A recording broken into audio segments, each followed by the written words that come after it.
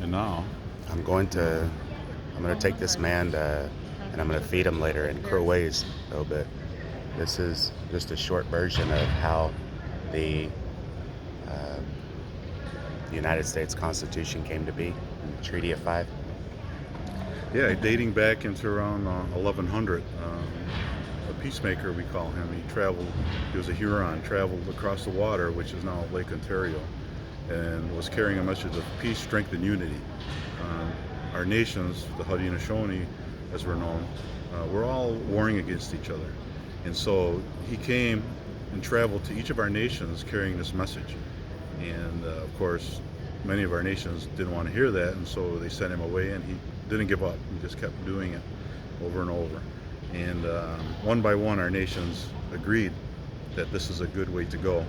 And so, in the end, we all joined together as one, unified, known as the Haudenosaunee. And so we gathered in Syracuse and buried our weapons against each other and formed this treaty belt, which is also known as the Hiawatha Belt, because one of the people that helped him, his name was Hiawatha, so they kind of called this belt the Hiawatha Belt. And so, this had taken place right around 1100 or so in time, and it's been in existence now since then. And when the New World, when the settlers were coming from Europe into this continent, and as the United States was being formed, how our government worked and operated, the democracy that we had under the five nations, the Seneca, the Cayuga, the Onondaga, Oneida, and the Mohawk.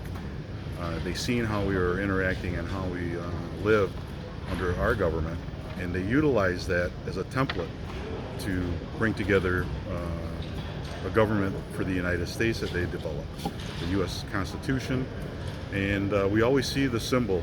The story is, if you take one arrow, it breaks very easily.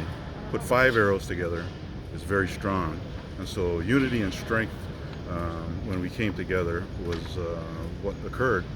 And so every time we see today the President of the United States step to the podium, you see the emblem of the United States there, and the eagle with the arrows of the 13 original colonies in his talon, symbolic of the Haudenosaunee and this treaty belt known as the Hiawatha Belt, or strength and unity. And so the United States and their connection with the native people on this continent is symbolic every time we see that. And so that's kind of a brief story of that, and a lot of things. And back in the day when Thomas Jefferson and Benjamin Franklin were doing this, Benjamin Franklin wanted the symbol of the United States to be a turkey. But it's a good thing he looked at what we were doing. Of course, the eagle for us is the protector. And so they chose the eagle as a symbol, which is a good decision. So anyways, talking with my friend here, and it's great to be able to offer this little story as quick as it was. And there's a lot more to it, but of course, that's for another day. So thanks for listening. If you want to know, you have to feed your relatives, gift them for that kind of story, as always.